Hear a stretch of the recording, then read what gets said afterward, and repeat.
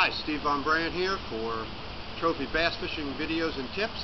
We've had some really serious weather changes in the last week. It's rained for almost 7 days straight. We've had rains 1 inch to 2 inches some days. We had a tropical storm in between. You saw me fishing, I think, if you watched some of the videos in the tropical storm with Ken, Fish Herman Reynolds of Red Mill Tackle. We caught some bass, but I think now that the water temperatures have dropped about 10 or 12 degrees, we've had cloud cover every single day, of course, because of the rain. We've had winds upwards of 35 miles an hour, so the bass should be in a real transitional state, and I'm going to try to find them today. We're going to throw some of the Piz custom baits, crankbaits and rattle traps. We're going to throw a chatterbait, of course, a Z-Man chatterbait with the Zoom split tail trailer. And see if some of these bass are on a different type of a pattern. I'm not going to work the docks first with the jigs or the soft plastics. We're going to see if they're going to hit some type of a faster moving bait or whether they're on a crankbait bite.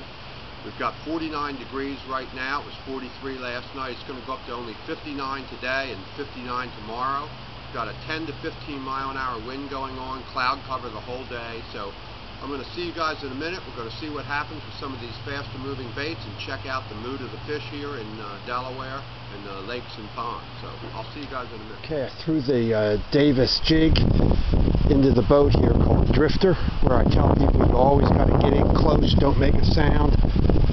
This weighs 6.5, almost 7 pounds. I'm going to weigh it now because it's so close to 7 pounds. Okay, let's get the scale out and let's see how much this weighs. Davis jig, Sweet Beaver trailer, right after a major storm. Got some wind going, cloud cover, 52 degrees. 6 pounds, 12 ounces. Not 7, but man, that's damn close to 7. Had a lot of trouble earlier today, through the crankbaits, through the jig into all the docks. They just weren't hitting it, but you got to be persistent and stay with it. That's what you're going to come up with. 7 pound bass. Nice bass. All right. There we go. 7 pound bass. Let's get him off of here and get him back in. Don't want the wind to blow on that slime coat too much. Get this baby back in for the spawn. Boy, hooked good. Gonna have to get some pliers out of here. Wouldn't have gotten off, that's for sure. Wouldn't have thrown that jig like yesterday, huh, Ken? I told you, you just gotta be persistent with this jig. You gotta get in there close. There we go. Get in there nice and close. Make some real quiet presentations. And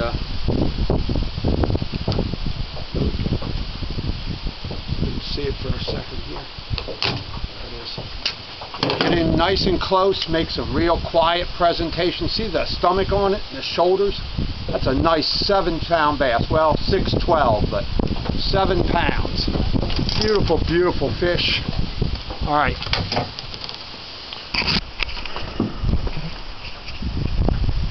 Okay, let's get this baby back down into the water. The size of that. Can you see the size of that bass? Whoa! There we go.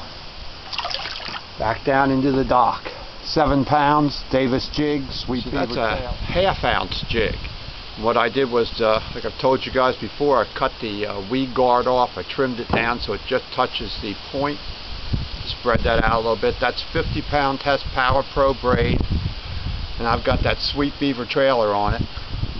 And that's the green pumpkin jig, has a little orange in it, and the Sweet Beaver has the green and red flecks in it. That's the regular 4.20 Sweet Beaver, full-size Sweet Beaver.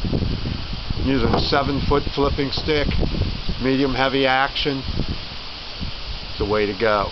Transition, giant bass, cloud cover, 50 degrees. See you guys. There is a difference between pitching and flipping, but most of the bass that you're going to catch are going to be caught pitching. Flipping is where you pull the line out, you hold about 3 or 4 feet of line out like that, and you just dip it in, drop it down, and move along, leave the reel engaged. Just bring it up like that, dip it in like that, and you go along just dipping every couple feet to specific cover like that. But most of your bass are going to be caught the way I just caught that last one there at that boat called Drifter. Not holding it like this and actually flipping to close cover. Most of it is done pitching. And I just hold the bait in my hand like that, and you make a specific cast right out there, and you pick the dock apart. You just come along to each post, and you want to get up under the ropes wherever you see a ladder, steps on the docks. Just make a pitch in, engage the reel, watch the line right away. I've told you guys this before lots of times, that you've got to be a line watcher. That bass that I caught that was almost 7 pounds, that was caught with the lightest bite you could imagine. You wouldn't even have known that you had a fish on there if you just weren't really watching the line, watching the way the bait fell down. Had a real sensitive rod. It just comes, I guess, with practice. You just need to watch that line. You need to set the hook. Just make a nice flip in there. You can control the way the bait enters the water with the rod as it's going through the air. I hold it like this again, make a flip out, and then just, you can lift the rod tip, you can turn the bait with the rod in the air, and you just carefully thumb it, and that controls the entry into the water. Again, just watch, just hold it like that, make a nice pitch out, control it into the water, engage it, watch the line as it falls down. You want to pick apart each post of that dock, going along carefully, flipping that in like that. Watch the line as it falls. That was falling on not a slack line, but a controlled line. And you want it to fall vertical if you can, and then watch it, control the bait all the way down, and then when it feels the slightest bit different, mushy, just a little tick to the side, you want to set that hook right away.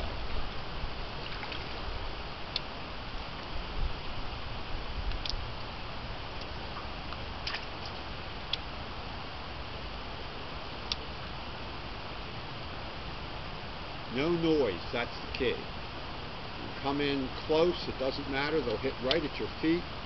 Just make a real quiet presentation like that. Don't bang on the boat, don't bang the docks. You can get in real close to these fish. And you'll be pulling 7-pound bass out right at your feet. Oh yeah, there we go. Right off the wall here. This is where I just caught the one with Ken the other day. What do you think, Ken? Nice, huh? On that jig right in here in that cove you were telling me you had good luck in. On the Davis jig again, that was about 4.5 pounds. Nice bass.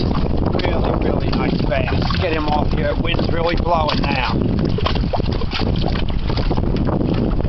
There we go.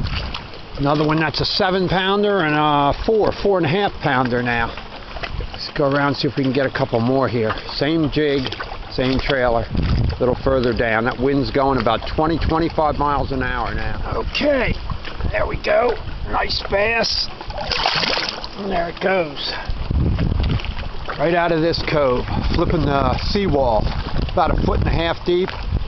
I think it's about 52 degrees now, 53 degrees.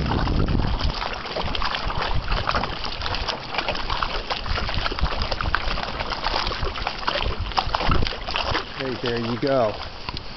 This is what I was just going to say. I thought when I catch the next one, I'm going to explain this. That when you're using a jig, you've got to commit to the jig. You can't just throw it half-heartedly. Sometimes you can go an hour, 2 hours. You have to flip every dock, every piece, every inch of the seawall. That's 4 pounds. That's my 3rd fish. Now I've only got 3 fish, but I've got 3 fish in 4 hours. And I can come in now with 5 fish that weigh 20 to 25 pounds. And that's the difference. You just have to commit to this jig. See that jig? That's what it looks like. 1/2 ounce, Sweet Beaver trailer, 50 to 65 pound test Power Pro braid. You go along and just flip every couple inches. I pulled him right out here 15 yards down from where I caught the 7-pounder 2.5 hours ago. Okay, nice. There he goes, big.